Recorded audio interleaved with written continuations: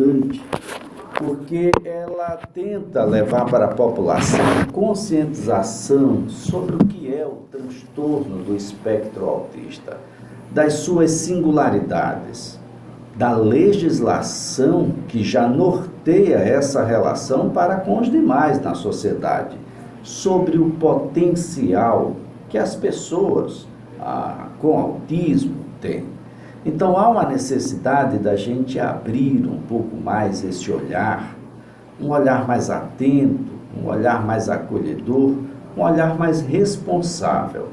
A legislação impõe algumas reprimendas para quem descumpre esses direitos, que são muitos, e a gente vai relatar alguns desses direitos a partir de agora, porque estamos aqui com um advogado, membro da Comissão de Defesa dos Direitos da Pessoa com Deficiência da OAB de Alagoas, o Dr. Júlio Schwartz. Dr. Júlio, é um prazer tê-lo aqui, um bom dia.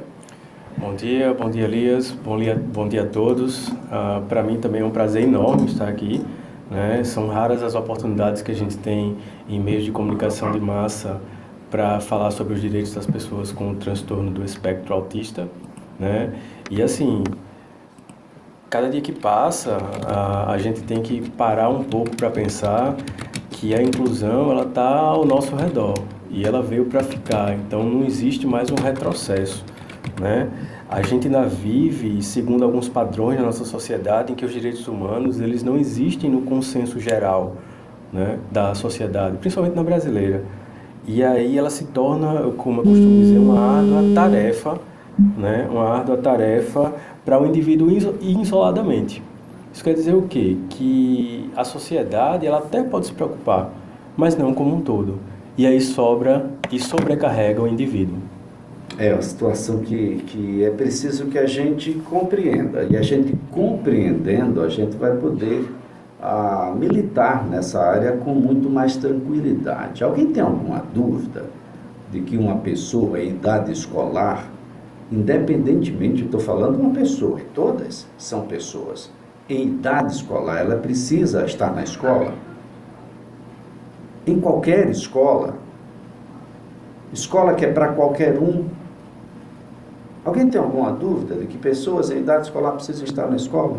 Pessoas em idade de trabalho precisam estar trabalhando?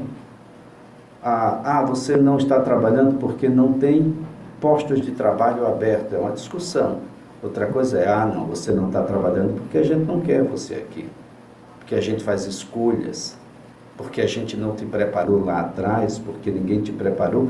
Essas coisas todas precisam estar presentes nessa discussão. Quando a gente fala no transtorno do espectro autista, Dr. Júlio, o que é que nós estamos querendo dizer? É possível passar mais algumas informações acerca do que é esse transtorno, das possibilidades que essas pessoas têm? Lógico. Claro, dando as condições que já são, inclusive, uma exigência legal. Com certeza. Veja só. O transtorno do espectro autista ele é um transtorno grave de desenvolvimento, né, da capacidade de se comunicar e de interagir com as pessoas. Isso é um conceito médico, né, e é difundido mundialmente. As pessoas com o transtorno do espectro autista, que a gente chama de TEA, né, elas têm algumas dificuldades no desenvolvimento atrás da fala, né, alguns sintomas de depressão, distúrbios, etc. Tudo é relacionado à psico, né? Então, uma pessoa com transtorno do espectro autista, ela tem as mesmas fisionomias e características como eu, como você. Não falta um braço, não falta um olho, não falta uma orelha, uma perna. Ela não por exemplo, existem alguns casos mais graves que precisa ter o auxílio de uma cadeira de rodas, de uma muleta, mas são vários graus do transtorno do espectro do autismo. Só que, na maioria das vezes, ele é imperceptível. E essa é a grande luta de toda a população, dos pais, das mães, das pessoas que têm um TEA, né? Por quê? Porque como ele não é uma causa visível, as pessoas normalmente estão nem aí para isso. Porque quando você vê um cadeirante, você respeita. Se você vê um cadeirante passando na faixa de pedestre, você para. Se você vê um cadeirante numa fila, do supermercado, da casa lotérica, você dá a preferência para ele, um idoso, uma gestante, porque isso já está no subconsciente coletivo da população. Mas se você vê uma pessoa com transtorno do espectro do autismo naquela fila, como é que você vai saber que ele tem aquilo? Porque é um distúrbio psicológico, está dentro da cabeça da pessoa, né? Então, assim, existe hoje um aparato de leis, inclusive eu posso até falar categoricamente aqui, muito sofisticadas no nosso ordenamento jurídico, né? Agora falando de lei mesmo, tá? Que protegem as pessoas com transtorno do espectro do autismo. Se você tem uma ideia, a Lei Brasileira de Inclusão, tanto se fala, né, que é a 13.146, ela é de 2015. A lei que protege os autistas, que é chamada Lei Berenice Piana, foi uma mãe batalhadora que foi lá no Congresso, brigou e conseguiu, né? Ela é de 2012. É a Lei 12.764 de 2012, batizada de Lei Berenice Piana. E é justamente em cima dessa lei que a gente trabalha para a proteção dos direitos das pessoas com transtorno do espectro do autismo. E aí, na minha história pessoal de vida, né, eu tenho uma filha também que tem o transtorno do espectro do autismo, foi diagnosticada há pouco tempo. E a partir desse momento, a gente abre-se um mundo novo, né, para os pais, para as famílias, para aceitar aquela situação. E quando eu comecei a estudar sobre isso, eu desenvolvi um resumo, né, que eu chamo dos 7 principais direitos das pessoas com transtorno do espectro autista. E aí a gente desenvolve um trabalho nas redes sociais, no Instagram, no Facebook, no YouTube, né, divulgando isso. Porque a maioria das pessoas tem problemas não com a regulamentação, porque a lei é muito boa, mas é com o preconceito e com a falta de informação da população. Eu recebo milhares de informações por dia, por mês, né, no Instagram, no Facebook, pedidos de socorro, pedidos de auxílio, né? E assim, essas famílias, elas não têm essa informação. E aí quando eu falo desses 7 principais, são coisas simples. Por exemplo, o direito à assistência social, o direito à educação, o direito à mobilidade, o direito à acessibilidade, o direito à isenção fiscal, o direito à saúde e os direitos civis. Então, a gente tem uma série de vídeos, né, educativos, explicativos, cartilhas, né, que circulam pela internet. Só que quando eu comecei a analisar esse material, eu vi que a qualidade desse material, por muitas vezes, né, eles eram iscas comerciais, porque o autismo virou um comércio muito grande para a sociedade. Olha, o que é... Tem um elemento que é desencadeador do acesso a todos esses direitos, que é o diagnóstico. O diagnóstico ainda é um problema, Júlio? Posso dizer categoricamente que sim, é um problema muito grande. Inclusive, tem uma resolução do Ministério da Saúde que ela diz que os pediatras eles têm que aplicar um protocolo, né, nas crianças, logo nos primeiros anos de vida, até os 3 anos de idade, eu acho, que para diagnosticar isso. Por exemplo, o diagnóstico do autismo ele não é feito clinicamente. Você não vai num laboratório, faz um sequenciamento genético, um exame de sangue e aparece lá 5 dias depois que a pessoa tem autismo. Ele é um diagnóstico feito a partir da observação, de protocolos, de preenchimento de formulários, de respostas, né, da própria pessoa quando indagada. Hoje a gente tem diagnóstico do autismo de criança, de adulto, de idoso, tem gente com 40 anos, 50 anos de idade sendo diagnosticada com autismo, né? Mas o principal são as crianças. Por quê? Porque quanto mais cedo você trata, quanto mais cedo você dá funcionalidade para essa pessoa, vamos chamar assim, né, essa pessoa, mais chances ela vai ter no futuro de se adequar à nossa sociedade. E é isso que todo mundo quer. Os pais querem isso, as famílias querem isso, eles próprios querem isso, né? Eles querem ser funcionais, eles querem trabalhar, eles querem ter filhos, eles querem comprar uma casa, um carro, ir num cinema, assistir os fogos no final do ano na praia, sem ter aquele monte de estampido, porque o autista ele tem a audição super sensível, né? Então, existe esse aparato de leis, que é a Lei Berenice Piana, a Lei Brasileira da Inclusão, que traz isso para o autista, né, e para as famílias dos autistas de uma forma muito inovadora. Tem países que vêm para o Brasil pesquisar a nossa legislação. Agora, no dia a dia, você sabe que é outra história, né?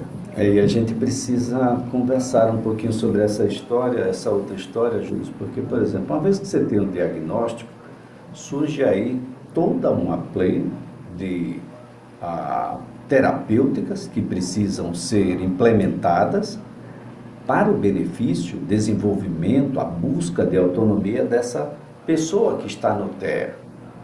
Para tanto, boa parte dessa população, aliás, gente, tem pessoas no transtorno em todas as classes sociais, de todos os municípios de Alagoas e de todos os bairros da cidade de Maceió, seguramente, sem medo de errar. Falamos hoje em cada 70 nascimentos, um será diagnosticado com transtorno do espectro autista. Então, nós não estamos falando sobre qualquer coisa, nem sobre poucos. Não dá nem para dizer que é minoria de tanta gente que pode ser diagnosticada. E olha que diagnóstico ainda é um problema, acabamos de falar aqui com o Dr. Júlio sobre isso. Mas como é que está a efetivação do transporte gratuito dessas pessoas? É fácil retirar aquela carteira para o transporte gratuito, não só municipal, mas intermunicipal e interestadual também?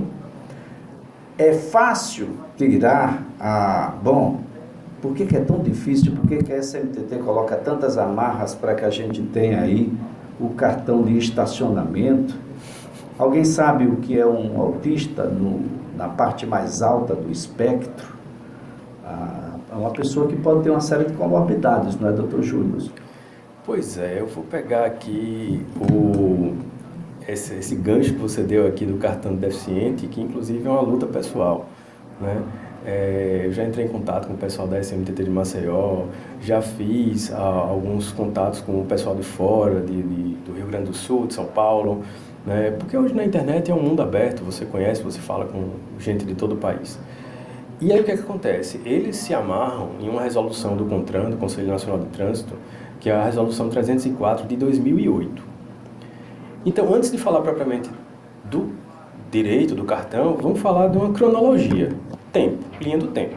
A resolução do CONTRAN é de 2008. A Lei Berenice Piana, que iguala os autistas a todos os outros deficientes, é de 2012. E a Lei Brasileira de Inclusão, que é o maior conglomerado de leis, né, para a proteção das pessoas com deficiência, é de 2015. Então, uma lei não se sobrepõe à outra, né? Na escala do tempo, se você evolui, chega em 2015 chamando todo mundo de deficiente, não é mais pessoa com necessidades especiais, etc. Então, assim, como é que eu vou me amarrar a uma resolução do CONTRAN de 2008 para segregar uma população deficiente? É como você falou, se eu for tirar o cartão hoje de deficiente para um autista, seja do nível que for, ele é equiparado ao deficiente. Se ele é equiparado ao deficiente por uma lei federal, ele é deficiente. E aquela placa lá que aparece no shopping, no supermercado, com aquele símbolozinho da cadeira de roda, né? Ela é meramente um símbolo indicativo. Mas aquilo é para uma pessoa com deficiência, seja ela qual for. Agora, limitar isso para pessoas com problemas de mobilidade é um problema. E aí a gente tem que ver como é que vai resolver. É como eu tinha conversado com você anteriormente, através da Comissão de Direito das Pessoas com Deficiência da OAB, conversar com o superintendente da SMTT, o Antônio, né, para a gente ver como é que a gente faz isso, porque você está cerceando, né, e você não pode passar por cima de uma lei federal. E olha que nós não falamos mais em diagnóstico médico, né? O entendimento é biopsicossocial. Nós não estamos falando mais sobre deficiência como um acessório da doença. Exatamente. A gente não fala mais em doença, não é doença que define deficiência mais. O aspecto agora a ser levantado é biopsicossocial. Tudo isso precisa ficar muito claro, porque alguém pode achar isso pequeno. Mas para quem não tem dinheiro, levar essa pessoa a lugares que são bem distantes, quem está na parte alta precisa ir a um CISAL, por exemplo, ou precisa ir a uma unidade da APAI ou da Pestalozzi, ou mesmo de uma outra instituição qualquer, é uma renda que não se tem. Se não se tem, ele não vai. Se ele não vai, ele não tem a chance de se desenvolver. Se ele não se desenvolve, a chance de ser inserido socialmente diminui. Então, é um dilema que é muito fácil de resolver, viu, gente? É só você parar de olhar com o olhar que você tinha lá atrás. Ou você muda esse olhar, ou a gente não avança. Detalhe, reitero, nós estamos falando aqui sobre 70 nascimentos, um diagnóstico de pessoa com transtorno do espectro autista. Os americanos, que têm dados mais relevantes, na medida em que fazem isso anualmente, já falam em 37 nascimentos no ano de 2018 para um diagnóstico. Nós não estamos falando sobre qualquer coisa e nós não estamos falando sobre benesse. Tem muita gente, doutor Júlio, que acredita que as pessoas com deficiência são privilegiadas, mas ninguém quer a deficiência. A gente te dá os privilégios e te dá a deficiência também. Ninguém quer. Todo mundo quer estacionar ali pertinho da porta, mas ninguém quer a deficiência, seja por mobilidade, seja intelectual, seja sensorial, seja mental. Ninguém quer a deficiência, quer privilégio. A gente não fala sobre privilégio. Isso não é privilégio. Definitivamente não pode ser encarado como privilégio, doutor Júlio. É como eu falo, Elias, a sociedade ela ainda não está preparada, né, para isso. A gente é uma luta muito grande, todo mundo, quem você conversar, pode ser a deficiência que for, microcefalia, síndrome de Down, autismo, o que for, né, a pessoa vai falar, é uma luta, porque é uma luta diária para você afirmar o seu direito de estar inserido na sociedade. Porque a nossa sociedade, ela prega um modelo, né, de biótipo, de comportamento, que às vezes até para um cidadão comum é complicado de atingir. Né? E aí eu estou falando de televisão, de rede social, etc. E aí quando você tem uma pessoa que não se encaixa nesse modelo, é complicado. Né? E imagine uma pessoa que não se encaixa nesse modelo, mas que tem todas as características de uma pessoa normal. Você olha para ele, não falta nada. Né? Porque se você vê uma pessoa na cadeira de roda, você diz, não, ele está na cadeira de roda, né, porque tem algum problema. Né? Se você vê uma pessoa com muleta, sem uma perna, tudo bem. Mas e um autista? Que não parece. É muito pior. Eu recebi, pra você ter uma ideia, ontem eu estava conversando com a mãe do Espírito Santo. Desculpe, São Paulo. Aí ela estava dizendo que ela trabalha das 10 horas da noite às 2 horas da manhã. O filho dela tem um autismo grau grave, nível alto. Ele está numa fase que ele começou a ficar raivoso, se automutilando, mutilando as pessoas. Detalhe, o menino não dorme. Porque existe essa comorbidade também no autismo. Ele não dorme. Só toma a base de medicamento. E ela não sabe mais o que faça, porque ela não pode chegar atrasada no trabalho. Ela viaja 15 quilômetros e paga 2 pedágios, 4 vezes por semana, para fazer a terapia do filho em outra cidade. Porque a cidade dela não tem. E a gente está falando de São Paulo. Né? Quer ver outro exemplo? Vamos dar outro exemplo? Aqui, perto, não sei muito longe não. Tá? Outro caso, uma mãe, sempre são as mães, eu me solidarizo muito com elas, as coitadas carregam um fardo enorme, né? A mulher em si carrega um fardo enorme. E aí, uma mãe de Jaramataia, município próximo aqui da gente, dentro do estado de Alagoas, ela sacolejava dentro de uma van para vir para Maceió 3 vezes por semana para fazer a terapia do filho aqui em Maceió. Um belo dia, a van foi abordada pela Polícia Militar do Estado de Alagoas, certo? E aqueles problemas que a gente tem de segurança e tal, né? Assalto. Só que o menino, o autista, ele também tem essa questão da rotina. Ela sempre ia no mesmo lugar, olha, ela acordava 3h30 da manhã. Porque ela tinha que ser a primeira a entrar na van, porque o menino só sentava naquela cadeira daquele lado e a janela tinha que estar fechada. Tanto é que o cara da van já separava aquele lugar para ela, né? E a van foi abordada. Para tirar esse menino de dentro da van, e eu falo menino porque ele tinha uns 14, 15 anos, de dentro da van, foi um sufoco.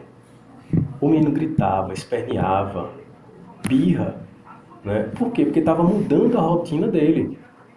E os policiais não entendiam isso, eles não estavam preparados para isso, eles estavam buscando outra coisa, né? Só que na cabeça deles, naquele momento, como eles estavam com a missão de achar outra coisa, eles não pararam, não tiveram aquela sensibilidade de tentar entender o que estava acontecendo.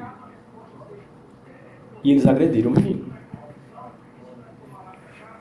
Daí a necessidade, a Comissão de Defesa dos Direitos da Pessoa com Deficiência vem discutindo muito isso, já junto ao Tribunal de Justiça, uma discussão que vai chegar aqui ao Executivo, tanto municipal, mas principalmente o estadual, de uma identificação com fé pública para essas pessoas, porque ninguém tem um rótulo na testa para dizer se é isso, aquilo ou aquilo outro.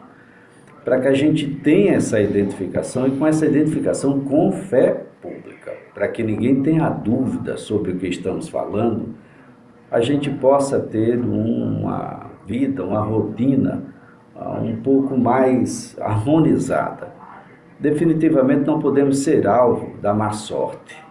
A gente precisa ter uma longevidade. Essas pessoas vão ficar, eu fico aqui muito preocupado, doutor Júlio, porque a longevidade, ela não está vindo apenas para as pessoas típicas, aquelas pessoas que não têm qualquer comorbidade.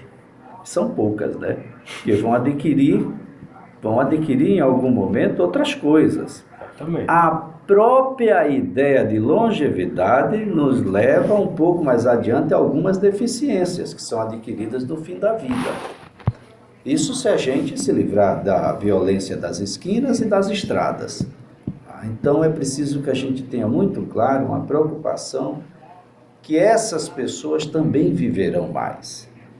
E se elas não alcançarem a autonomia mínima necessária para a vida diária, quem vai cuidar dessas pessoas? O poder público está preparado para isso? O poder público está preparado para acolher essas pessoas ao término da vida, no fim da vida, na última etapa de sua vida? Tudo isso precisa ficar muito claro. Há uma preocupação muito grande, a necessidade. Hoje, mais uma vez, estaremos numa discussão acerca dessa identificação, inicialmente para a pessoa que está no transtorno do espectro autista, mas é preciso que ela chegue a outros que nascem já com a deficiência, deveriam ter isso na sua certidão de nascimento, não só na certidão de nascido vivo, no documento de nascido vivo, mas na sua certidão de nascimento, e deveria ser transferido para a sua identificação, para o seu registro geral, a RG, o seu documento de identidade, para que ninguém tivesse dúvida acerca dessa condição, porque isso é um passaporte para o exercício de determinados direitos. Mas eu não preciso ter essa carteira, né? Você precisa respeitá-lo. Não é respeitar a carteira, é respeitar o indivíduo, doutor Júlio. Exatamente, Elias. Então, assim, a gente costuma dizer assim que a inclusão, ela pode se tornar o maior investimento para o futuro da sociedade, tá? Então, a sociedade que investe em inclusão, ela se fortalece para um futuro de todos os seus integrantes. Pegando o gancho do que você falou, da longevidade das pessoas que têm o transtorno do espectro do autismo e o que é que vai acontecer com elas depois, né? A própria lei 12764, que é a lei Berenice Viana, ela traz alguns temas que eu acho interessante quando se fala dessa parte. Por exemplo, da decisão assistida. Então, a pessoa, digamos que você tem um irmão que tem o transtorno do espectro autista e daqui a 10, 15, 20 anos os seus pais venham a falecer e você tenha patrimônio. E aí, como é que vai ser? Você tem 5 irmãos, um deles tem o transtorno do espectro autista, né? Não fala, não se comunica bem, não é muito verbal, é reservado, mas já tem seus 30 e tantos anos. Aí o seu pai e sua mãe falecem e deixa aquela fazenda lá no interior de, sei lá, Jacaré dos Homens. A fazenda com 40 e tantos hectares vale R$1 milhão. E na hora da partilha, quem é que vai representar? O seu irmão que era autista, que vivia com a sua mãe lá na fazenda.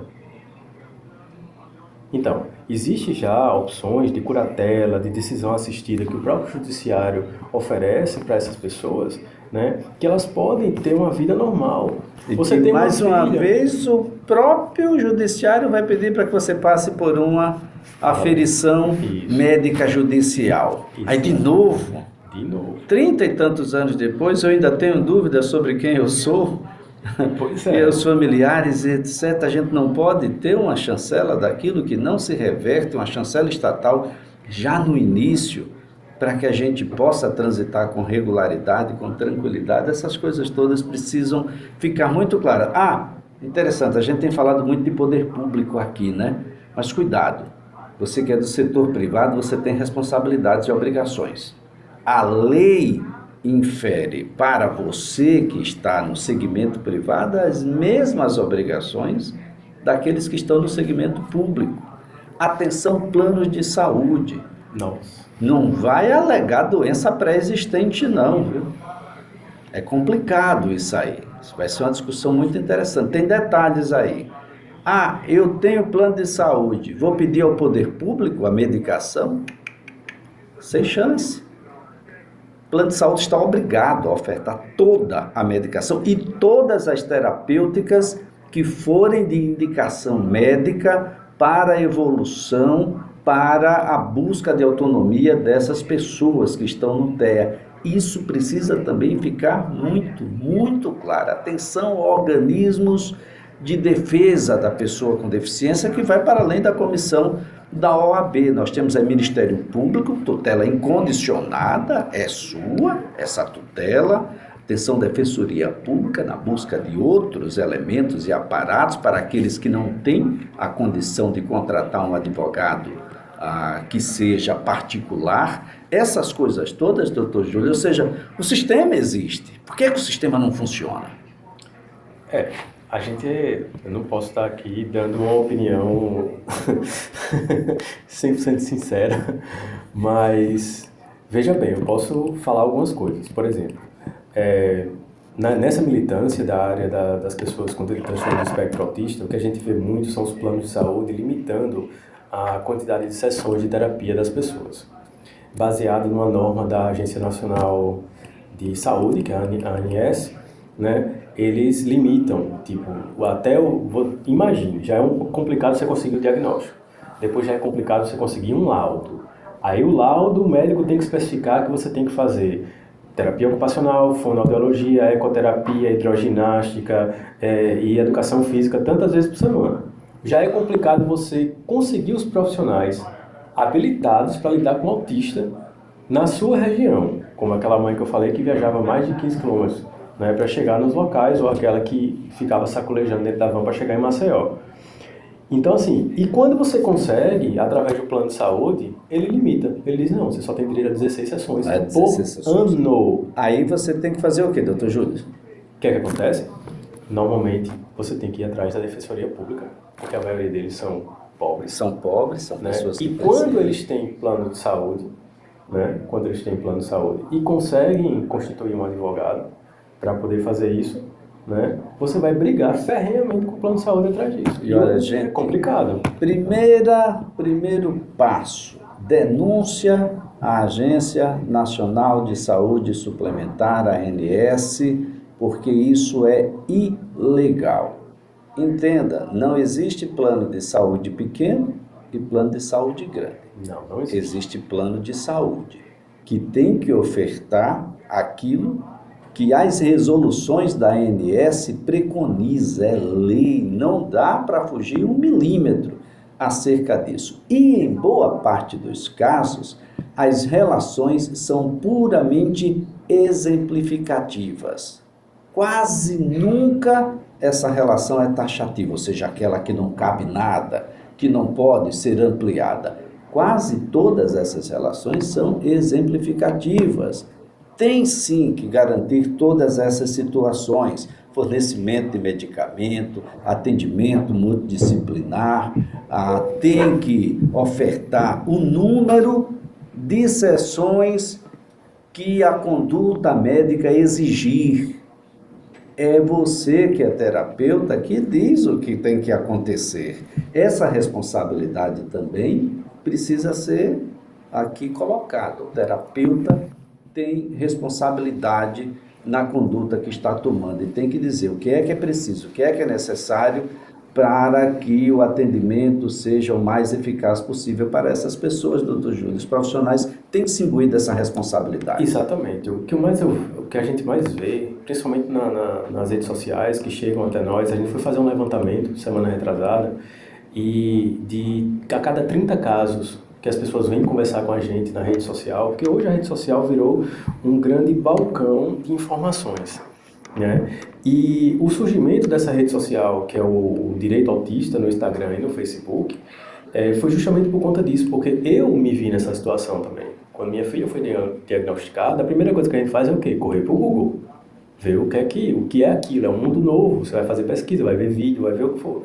E a quantidade de informação que eu posso dizer a você, pobre, né? Pobre, errônea, né? Que você notava, era notório que era uma questão comercial, que era uma isca para levar você até um comércio. Era tão grande que eu disse, não, peraí, não dá, isso aqui não está certo. Então, quando a gente foi fazer o levantamento lá no Direito Autista, das pessoas que vinham falar conosco, né, mais de 40% do total era falando sobre o plano de saúde.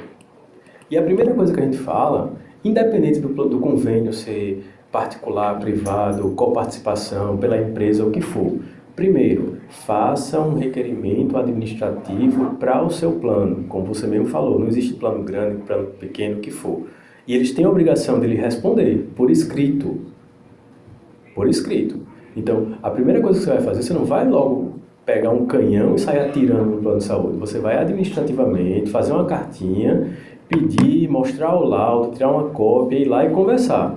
Isso também vale para as escolas, que é outro tema também muito polêmico, né? Que é o segundo lugar topado da educação. É um problema muito sério. A escola não pode negar, gente, a exceção.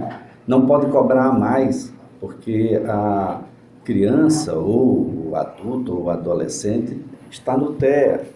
Há uma exigência de acompanhante para esses casos. E nós não estamos falando sobre uma babysitter, nós estamos falando sobre um acompanhante pedagógico. Capacitado, gente capacitada. Estagiário não é... Se for para nível médio, até o nível médio, mas se for nível superior, terá que ter nível superior também.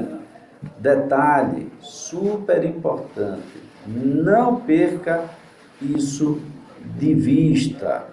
Não pode negar nada, tem que ter sala de auxílio. Algumas pessoas, mesmo sem qualquer deficiência, não conseguem acompanhar os demais. E por quê?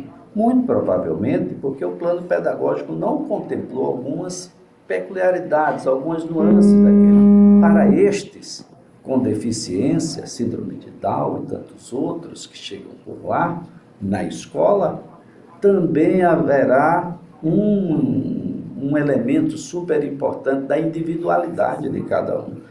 Então é preciso ter muito cuidado, atenção escolas, isso tem dado muito problema, macula a escola socialmente. É preciso ter muito cuidado nessa abordagem, conversar muito com os pais e juntos encontrar um caminho para o desenvolvimento e inclusão de verdade. Inclusão não é só colocar para o lado de dentro da escola.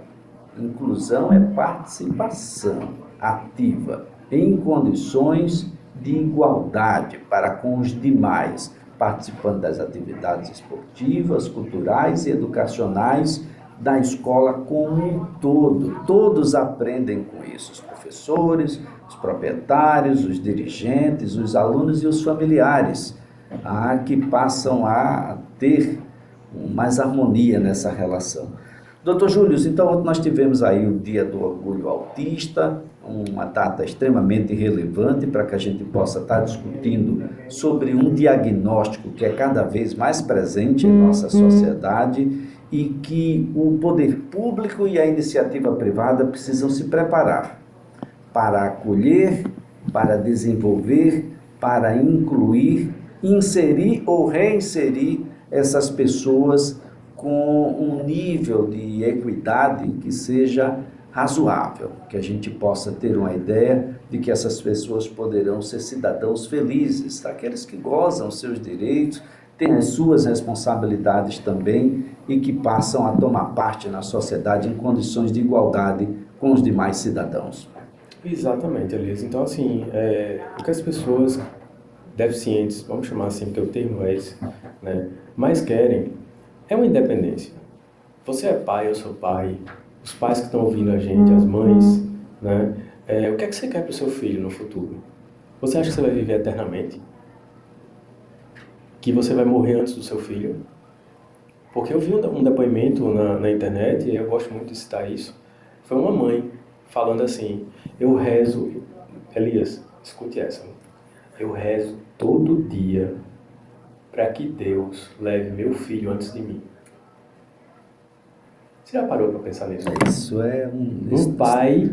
Isso definitivamente não é um desejo fácil, é preciso... E a só coragem, você é capaz de E a coragem dessa isso. mulher de escrever isso, né, na rede da internet, para todo mundo ver. Então, ela, no depoimento dela, dizia que o filho dela tem autismo, né, um autismo severo, 30 anos de idade, uma saúde de ferro, melhor do que ela. Né? E ela diz, revoltada com o sistema, dizendo assim, isso não vale nada, essas leis não valem nada, você nunca vai conseguir nada. Depois que o seu filho sair da escola, você vai ter que pegar ele e levar para um sítio, compra um sítio, uma fazenda e construa o mundo dele lá. Aí no final ela diz assim, todo dia eu rezo para que Deus leve ele primeiro do que eu. Porque se eu for primeiro do que ele, como é que ele vai ficar? Quem vai cuidar? O que é que vai ser feito dele? Como é que a sociedade vai pegar o meu filho e vai fazer o que com ele? Como é que ela vai reagir? Porque só eu sei cuidar bem dele. Tá certo então, Júlio, eu quero aqui agradecer a sua participação, parabenizar aí por essa incursão que você faz no desenvolvimento de teses, teorias e também na publicidade que você dá aos direitos da pessoa que está no transtorno do espectro autista, de modo a fazer com que os seus familiares e as pessoas possam ter uma ideia mais precisa de cidadania, de efetividade de direitos. Ok, Elias, muito obrigado. E eu queria terminar com essa frase que eu costumo dizer assim para todos, né? Que assim, afirmar direitos ajuda a desfazer preconceitos. Então, quando você afirma os seus direitos, você está ajudando a desfazer vários preconceitos da sociedade. E a gente está à disposição de toda a população através do Direito Autista nos canais da internet para tirar dúvidas, conversar, comentar, acatar denúncias, a gente repassa para o Ministério Público, né, para a Defensoria Pública, se for o caso. Não se preocupe, fale, porque quando a gente se expressa, mesmo que seja pela internet, né, alguém vai estar escutando e alguém pode providenciar. Tá certo então. Olha, conversamos aqui com o Dr. Júlio Schwartz, é advogado, é membro da Comissão de Defesa dos Direitos da Pessoa com Deficiência. Ontem tivemos então aí o Dia do Orgulho Autista e ações importantes estão acontecendo. Olha, querendo parabenizar aqui também o Instituto Amor 21. O Instituto Amor 21 ontem esteve na Justiça